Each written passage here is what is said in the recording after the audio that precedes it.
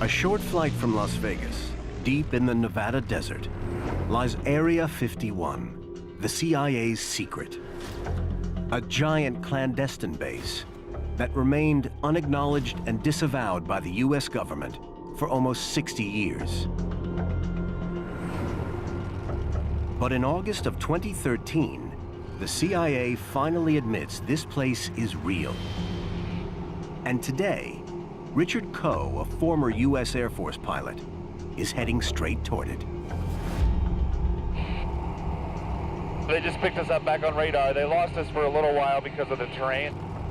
Coe is providing a legal tour of the perimeter of Area 51, some of the most heavily restricted airspace on Earth.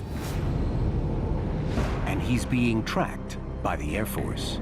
They obviously want to keep an eye on us because anytime civilians are operating so close to restricted airspace, they prefer to obviously know where we are and what our intentions are. Located at Groom Lake, Area 51 is surrounded by restricted airspace, covering 440 square miles. As we get closer and closer, I anticipate they're going to get more and more curious of what we're doing over there. He's 12 miles out, and at 10,000 feet, America's heavily guarded secret base comes into view. 62 Juliet, say destination. You familiar with the restricted airspace? Entering any controlled airspace in the U.S. post 9/11 is high risk. But out here, security is tighter than almost anywhere else in the country. The box that surrounds America's top secret base is designated 4808 North. And the tower now issues an explicit order for the pilot to change course. Skyline 6 Kilo Juliet, turn north immediately, sir, for restricted airspace.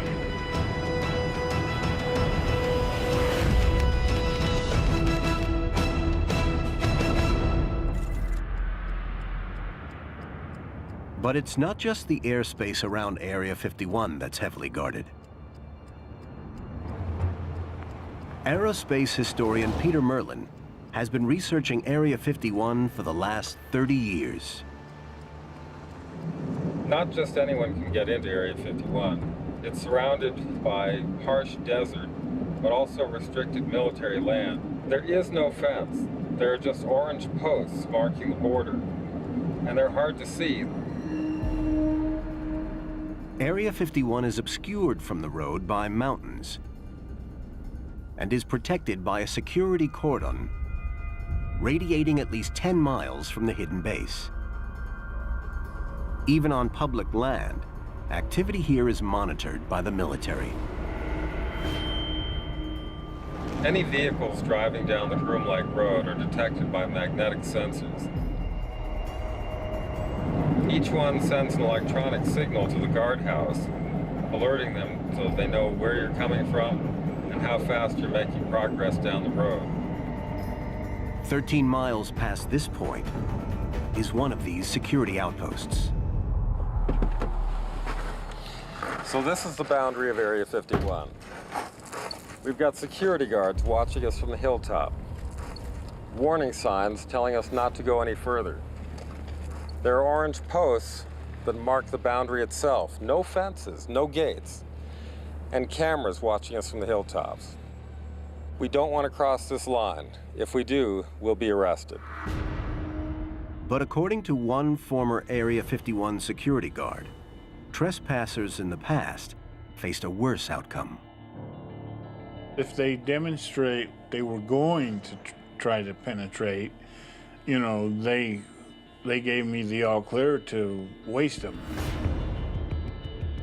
But what's going on here in the Nevada desert? Why is the US government trying so hard to keep people out?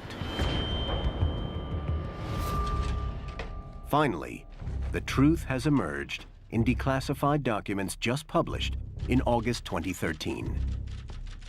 According to a report released by the CIA, Area 51 was created in 1955 for a single purpose: to test a top-secret aircraft project codenamed Aquatone.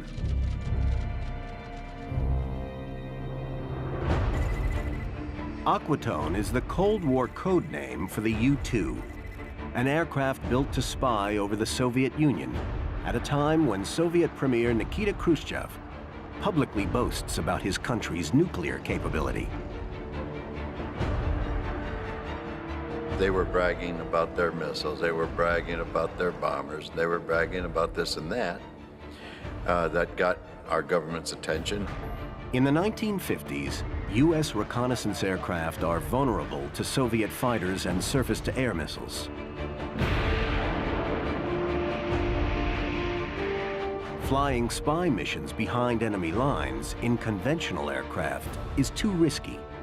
So the covert Aquatone project is designed to fly outside the range of Soviet air defenses.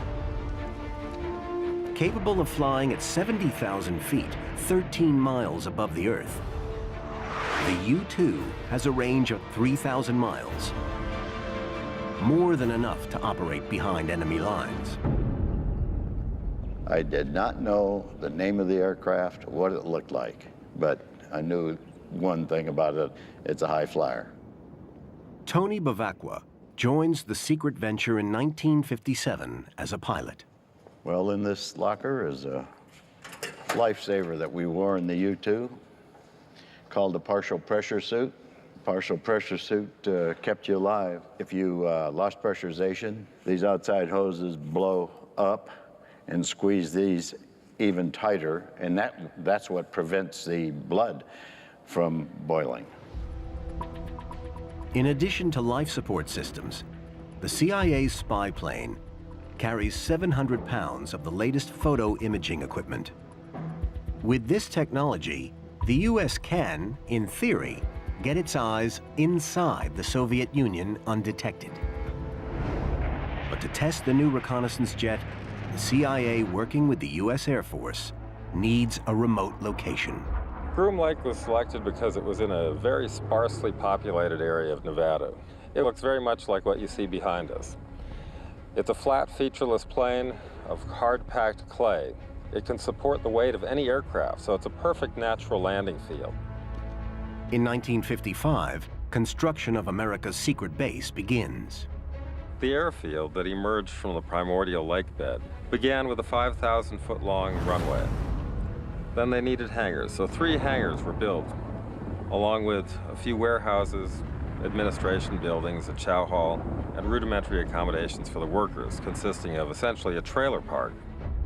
Named after a simple grid reference on an Atomic Energy Commission map, the newly created Area 51 is seen here in a 3D rendering of the earliest known high-altitude photograph that shows the layout of the CIA's top-secret base. The place where Tony Bavacqua arrives to work on the U-2. When I got off there at Groom Lake, I see a runway, a little tower, a couple hangars, a community center type building. We slept in trailers, and there were 2 or 3 of us in each one. No TV, no radio. It was pretty sparse. Given the secrecy of the CIA project, all of the people selected to work at Area 51 are subject to intense scrutiny.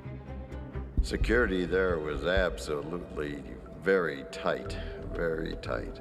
Being informed on what you can talk about or not talk about starts right at the very beginning. It's just that way. You don't talk about anything that's classified.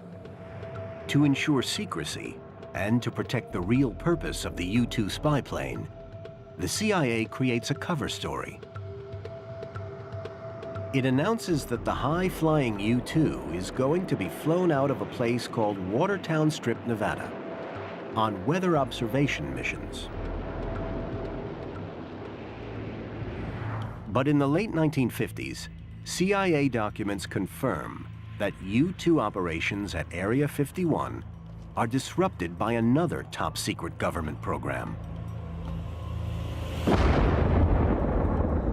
On the edge of the Nevada testing range, the home of America's nuclear program, Area 51 lies downwind of radioactive fallout. One of the things that started bothering me about working up there is that it's directly northeast of weapons test. The prevailing winds in Las Vegas are from the southwest, and when they were doing above ground testing, all this radioactive dust would fly into the air, and of course there was plenty to worry about due to fallout. For more than 2 years, as America tests nuclear warheads, just 30 miles to the southwest, the CIA's secret airstrip in Nevada remains largely unoccupied, too dangerous due to nuclear fallout. But despite the interruptions at the base, the CIA starts a new project, one that will define the future of Area 51. Today, America's stealth aircraft have a reputation for near invisibility to enemy radar. But back in the late 50s, the only way to achieve stealth is flying at extreme altitude. King of these birds is the CIA's U-2. But on May 1st, 1960, America's top secret spying mission over the Soviet Union is blown when a USSR surface-to-air missile downs a high-flying U-2, piloted by Francis Gary Powers. We now know that the CIA predicted this might happen. The CIA knew that Soviet surface-to-air missile technology was going to catch up to the point where it could shoot down a high flyer like the U-2. It was no longer enough to have an airplane that could just fly several times the height of a normal airplane. A CIA stealth program, codenamed Project Rainbow, is green-lit to camouflage the U-2. In an effort to make the U-2 less vulnerable to Soviet radar, the test team at Area 51 applied a layer of radar-absorbent material to the fuselage of the U-2 prototype. It consisted of a conductive grid pattern on a flexible sheet, which was attached to a layer of honeycomb glued to the surface of the aircraft's skin. The grid pattern earned the material the nickname wallpaper. But adding wallpaper adds weight to the aircraft and reduces its ability to fly high, making it more vulnerable to Soviet defenses. Because the wallpaper was not a huge success, the CIA began looking into the idea of a successor to the U-2, an airplane that would be able to fly higher and faster and be less visible to radar. Unlike the U-2, the CIA's next aircraft project, codenamed Oxcart, has stealthy capabilities engineered into it from day one. They told us that this program was so classified that the documents weren't even marked, because if somebody accidentally had a folder that blew out of their hands and the papers went blowing down the street, that if it said secret on it, everybody would want to know what it was. But if it didn't have any markings whatsoever, the people would just sweep it up and throw it into a trash can and not worry about the fact that it was classified. Details of this CIA operation were top secret for decades. But now, with the recent release of CIA documents, it's okay for men who worked on the so-called Oxcart program to reveal some of their experiences at Area 51. One of them is Thornton T.D. Barnes. It took me 3 months to be cleared for the project. At that particular time, Oxcart was the most important thing the United States was doing. We were developing a stealth plane, something no one else had been able to do. They told us, we do not want you to record it, do not talk about it, it doesn't exist. Secrecy is all important because Project Oxcart's new jet, called the A-12, is equipped with state-of-the-art materials to reduce its visibility to radar. A-12 was the best aircraft ever built, and it was so far ahead of anything else that people had on the boards. Designed to fly at 90,000 feet and at speeds faster than a speeding bullet, the CIA's A-12 spy plane is built to withstand temperatures hundreds of degrees greater than the U-2. Peter Law, a thermodynamic engineer at Lockheed, worked on the high-flying aircraft at the company's legendary Skunk Works factory in Burbank, California. When you're flying the speed of the U-2, everything's too cold. Now, when you fly the speed of the A-12, now it's too hot. The only metal light enough and strong enough to withstand the high temperatures Lockheed's A-12 is exposed to is titanium, in short supply in the United States. Ironically, back then, the Soviet Union is the only reliable place to source the titanium they need. So the CIA creates a series of dummy companies to buy the material directly from its Cold War enemy. Russia supplied the titanium that made the A-12s. Of course, they didn't know that. That was another amazing thing for us as engineers. Wow, we're making something out of their material to go take pictures over their country. And they probably wouldn't have been too eager to sell us that titanium if they knew where it was going. Lockheed engineers designed the A-12 to be difficult to spot on radar. But to test it out, they need to evaluate its radar cross-section. Radar cross-section is the key to stealth. An airplane presents a certain signature to the radar depending on how reflective it is. You can have a small aircraft that's extremely reflective and looks large on radar, or a large aircraft that's not particularly reflective that looks relatively small on radar. The key to stealth is making the radar signature as small as possible. At Area 51, the radar signature of an aircraft is evaluated on a pylon, affectionately called the pole, a covert facility situated at the northeast end of the Area 51 complex. On the top of this 60-foot structure, a full-scale model of the A-12 is subjected to 18 months of testing. We had all these radar, every radar known to man at the time, looking at the object we had on the pole, and we could record the returns, the pattern or the signature. We'd get the reflections off of that object, and we could rotate it, we could tilt it, and that's what we were doing to develop stealth. Even for those cleared to work on the A-12 project, access to the radar facilities at Area 51 is strictly on a need-to-know basis. People were not allowed in my building because we were doing things there that they had no need to know. I didn't have the level of clearance that the people needed to be able to deal with signatures. That was the highest level of security. And they didn't ask me about the thermal part of it, even though they needed to know an answer. I didn't have a need to know that they existed. That's how compartmented things were. It was a culture, and we thought nothing of it. You just didn't ask. To support the CIA's top-secret Oxcart project, the development of its A-12 spy plane, Area 51 needs some major changes. The CIA decided to invest a great deal of money to build up the base. That included adding a brand new runway, 8,500 feet long, made of concrete, with a 6,000-foot extension onto the lake bed. In addition, 3 new hangars are built on the north side of the base. These are designated Hangar 4, 5, and 6. The A-12, Project Oxcart, turned Area 51, which was essentially a temporary facility, into a permanent one. By February 1962, Area 51 is now equipped to deal with a working prototype of the A-12. But first, the secret plane has to get there. The aircraft can't fly until it's been tested at Area 51.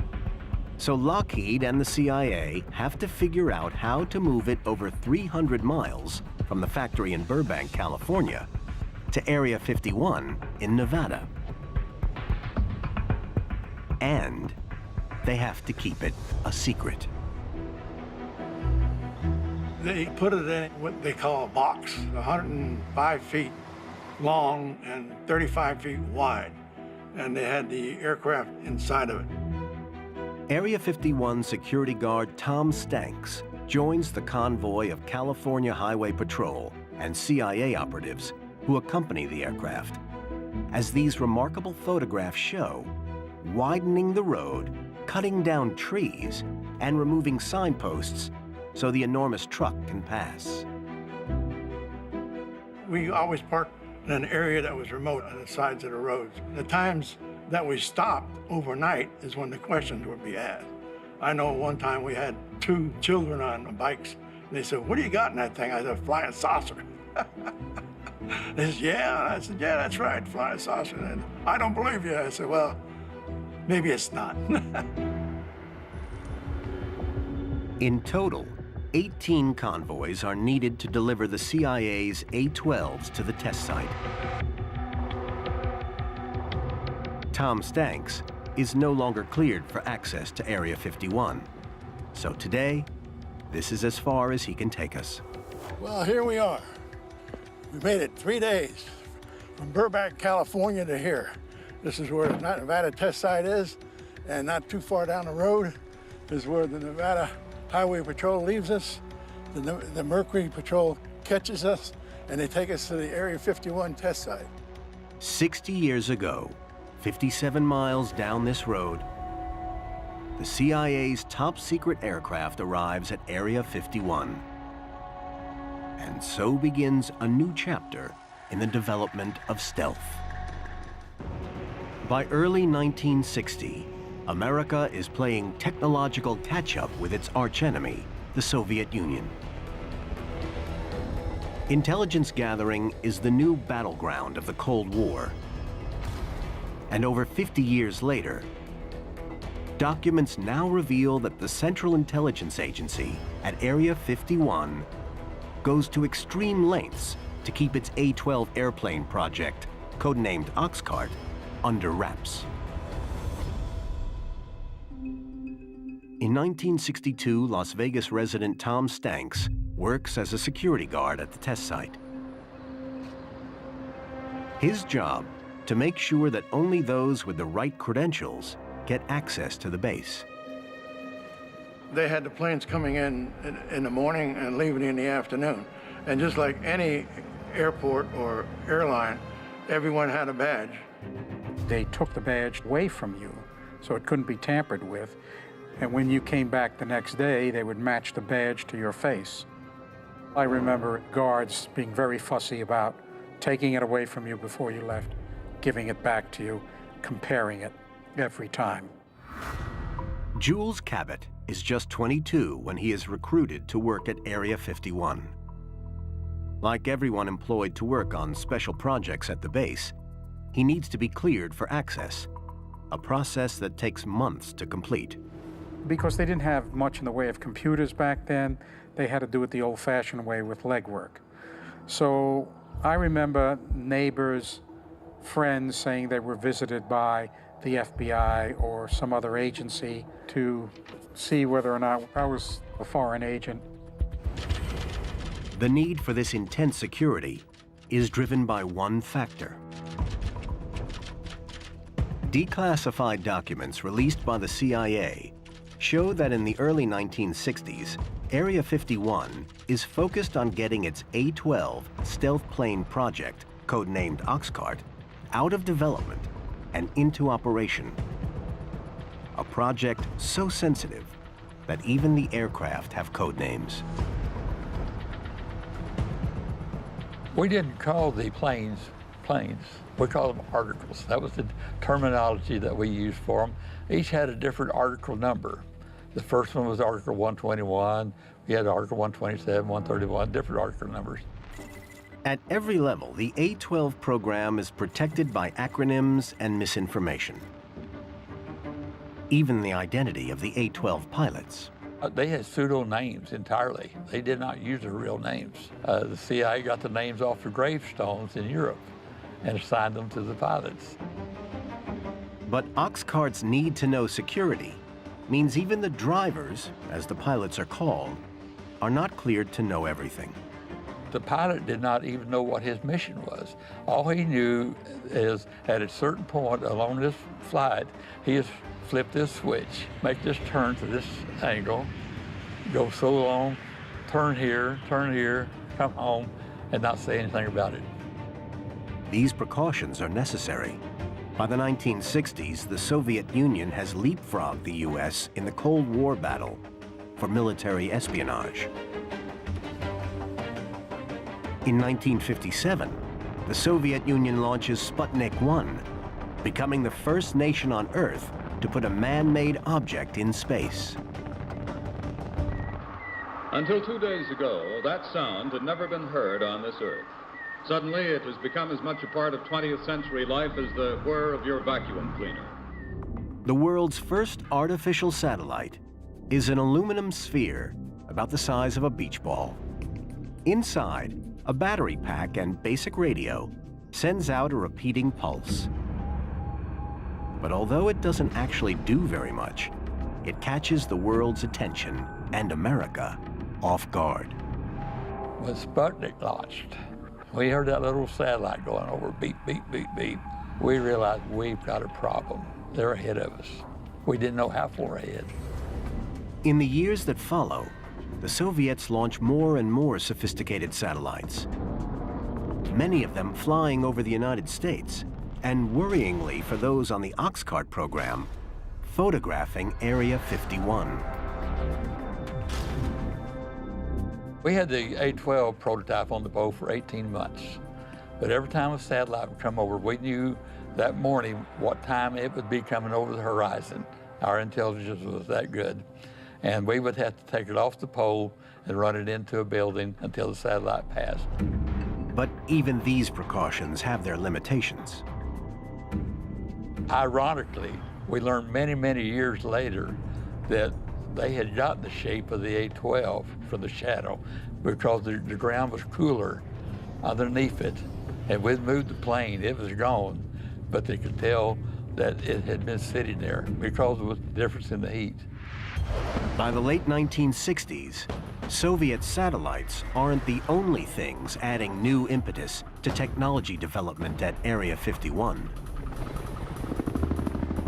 The Vietnam War is in full swing. And for American fighters, the Soviet-built MiG aircraft is proving to be a real handful. We knew the Russians had come up with something that was great. It's whacking us. It's knocking our pilots out of the sky. We thought it was a super plane. Now, the CIA dossier published in August 2013 lifts the lid on an Area 51 project that's been hidden from the public for the last 50 years. Declassified CIA documents contain a previously censored history of why and how Area 51 grew out of the Nevada desert and reveal an evolving picture of the nature of the work carried out there. Area 51 is not really an air base. It's a laboratory. It's a technological laboratory. It's where we were exploiting enemy technology and analyzing the capability of the Soviet Union. In 1968, this laboratory becomes America's base of operations for a major new initiative to test and evaluate its enemy's jet fighters. A program that grows out of U.S. losses in the early years of the Vietnam War. For every Russian-built MiG-21 American pilots shoot down in the conflict, 9 U.S.-built F-4 fighters are being destroyed. In 1968, the U.S. acquires a MiG-21 that has been flown to Israel by an Iraqi defector. The CIA secretly ships it to Area 51 for evaluation testing under the codename Have Donut. First time I saw this baby was in 1968, one just like this, Broom Lake, Area 51. We pretty well tore it down and looked at everything. The radios, the hydraulics, the engines, everything about this plane, we examined it.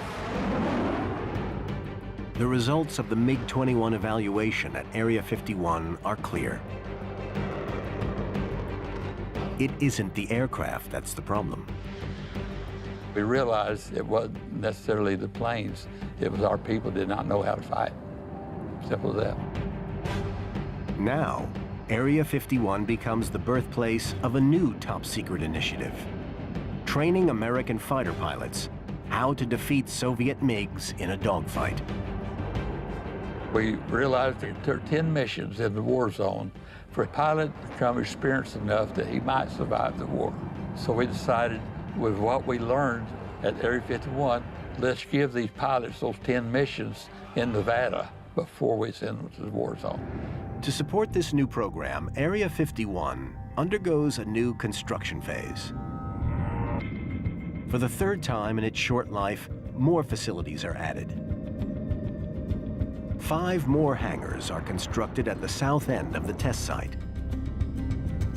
And to prevent any sightings of the top-secret U.S.-flown MiGs out at Groom, the airspace directly above the range is closed permanently.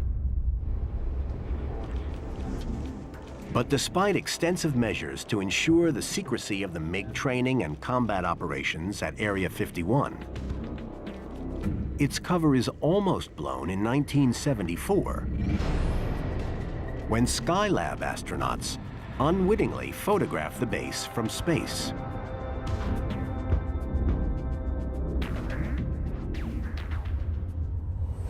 The Skylab incident marks a watershed moment in the life of Area 51. By the mid-1970s, the agency's U-2 and A-12 projects are winding down at the test site. Advances in satellite technology make high-flying spy planes redundant. Now the U.S. Air Force takes control of the base. That was a huge moment in the history of Area 51. We're transitioning from use by the intelligence community to the Department of Defense, ushering in one of the most significant advancements in military technology, the stealth revolution. When the U.S. Air Force takes control of Area 51 in 1978, it's in the middle of the most highly classified project ever to have been through the test site. The most exciting plane that I worked on at Area 51 was the HAV Blue. The prototypes, when they brought that thing in, it looked like something we'd never seen before in our lives. The flat-faceted fuselage of the HAV Blue is a revolutionary design. And it needs to be. The experimental jet is designed with one goal in mind: stealth. Unlike the A-12, which can be seen on radar, but compensates by flying in the stratosphere at supersonic speeds, the HAV Blue, a subsonic jet, is designed to be virtually invisible to radar. When it took its radar tests, the people that were inside that weren't cleared were looking at the radar and said, well, your model must have fallen off that pole out there because there's nothing up there anymore. Not bad for an aircraft 38 feet long and with a wingspan of 22. This success sees the U.S. Air Force green-light production of an operational aircraft, designated the F-117. But creating the world's first aircraft virtually invisible to radar has an impact on those who work at Area 51. Some employees claim the disposal of anti-radar coatings used on the jet harms their health, an allegation that forces the President of the United States to take action. Area 51. Since its creation in 1955, the exotic nature of the CIA aircraft tested here break aviation records, flying higher and faster than any aircraft before.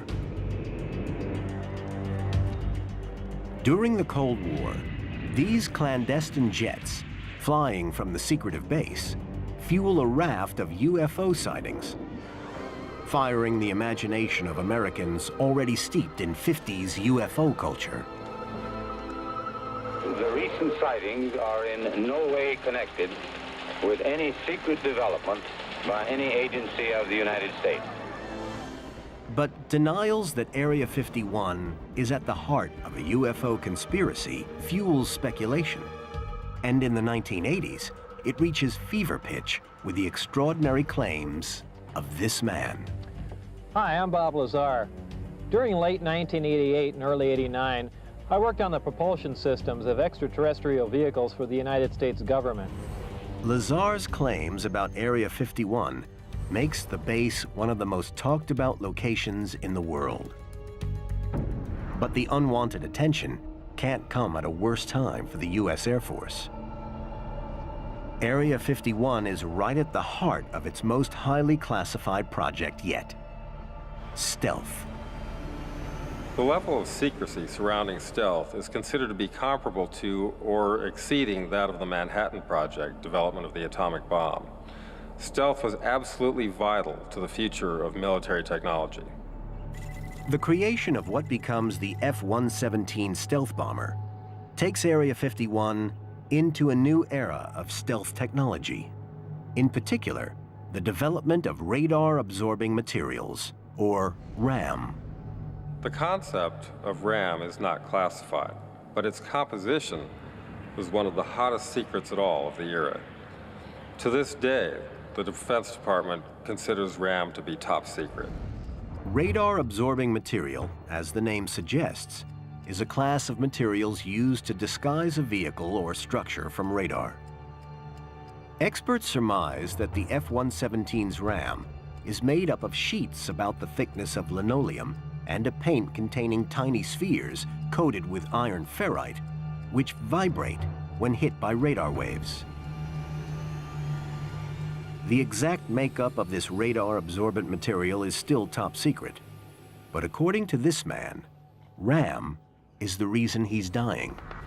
Well, these pills here are vitamin D3 pills, which are supposed to be very good for stimulating cell growth in the lungs and things like that. The doctors told me that I might live to be 64. That means they only have a year left. Fred Dunham, a former Area 51 security guard, suffers from chronic obstructive pulmonary disease, a condition he says he developed overseeing the disposal of barrels of RAM in burn pits at Area 51 in the 1980s. The drums contained carbon fiber, resin, and sealants for making the wings and different parts of the aircraft that were very hazardous when they were burned. No satellite images of Area 51 that show these burn pits are known to exist. But according to Dunham's description, it is possible to plot them onto a map of the base. They were just west of the Southgate control point. There was at least 6, maybe 7 burn pits that were right within 300 yards of the base population. According to Dunham, each burn lasts 24 hours and happens twice a week for a 3-year period through the mid-80s, exposing him to clouds of toxic fumes. It was like someone had burned a bunch of rubber tires. The soot that was in the air was unbelievable. Dunham believes his breathing problems come from the soot and the fumes. I'm a non-smoker, and the doctor told me that my lungs look like the lungs of an 80-year-old man who had smoked 4 packs of cigarettes every day. In the 90s, the former security guard, along with others, brings a case against the state for medical compensation. But the case is rejected when President Clinton signs a determination which excludes Groom Lake from any investigation on the grounds of national security. For nearly 60 years, the true story of Area 51 was hidden from the public. But the release of CIA documents in 2013 helps change that. These documents from various government agencies, finally declassified, confirm the existence of Area 51 as an official entity, and we can at last begin to unravel its secrets. Those documents, along with satellite imagery, are now helping to map how top-secret programs at Area 51 have changed the base, a place we now know continuously evolves in line with national priorities, and with each program that comes along. If you look at the aerial and satellite photographs taken over the years, you can see the changes. new runways, new hangars, more infrastructure. It's constantly growing and changing and building. This is not a static facility. It's extremely dynamic. As Area 51 has changed, so too has its role. Area 51 is not really in the common sense of that air base. Area 51 is the proving ground. That's where we can say it works or it doesn't work. You know, a lot of the missions will not touch down there. They will just fly over the base, and we can evaluate what they have come up with. It's a proof of concept facility. It's where we prove this will work or this will not work. Created in the 50s to test the U-2, the CIA's secret base has given the U.S. the edge over its enemies for more than half a century. Area 51 is the place where we have developed all of our stealth technologies, from the early advances of the A-12 through the modern era. Every U.S. stealth aircraft has been tested at Area 51 in one way or another. These programs include the B-2, Advanced Cruise Missile Systems, the Air Force's latest operational strike aircraft, the Raptor, and drones now commonplace in combat zones across the world. The Raptor, unlike the F-117, is still an operational aircraft. But it, like all of the U.S. Air Force stealth programs carried out at Groom Lake in the 1980s and 1990s, remains highly classified. Today we know about the programs like the U-2, Oxcart, the Stealth Fighter, and other demonstrators that have come since then, Tacit Blue, the Bird of Prey. But there are so many other projects, both manned and unmanned, that we may not hear about for decades. Area 51 is light years ahead. There's no one even coming close to the technology we have developed out there. And it will continue, but that's the only way that we can remain free, safe, and be superior, is Area 51. It's clear that the CIA story of Area 51 has played a key role in keeping America safe from its enemies. Beginning with the U-2 and A-12 projects, America's secret base saved lives in Vietnam.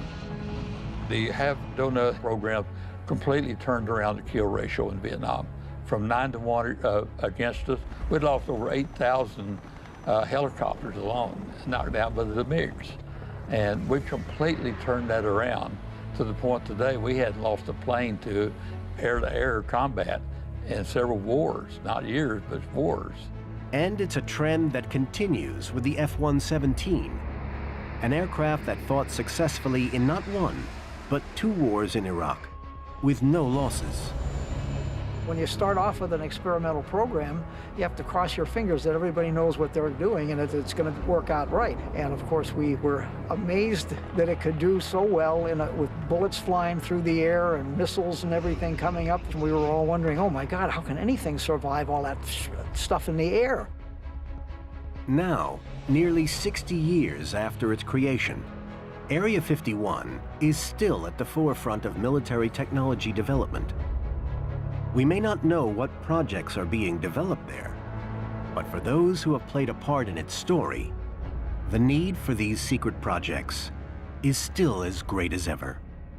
I'm sure that there's something else going on out there. I'm glad that we're doing it, and I don't have a need to know about it, but I'm glad somebody's going to the next step. We did our best. Now somebody else has the project that's going to be doing something in the future, and I'm glad this country is doing things that we don't know about, just like we were doing things that they didn't know about.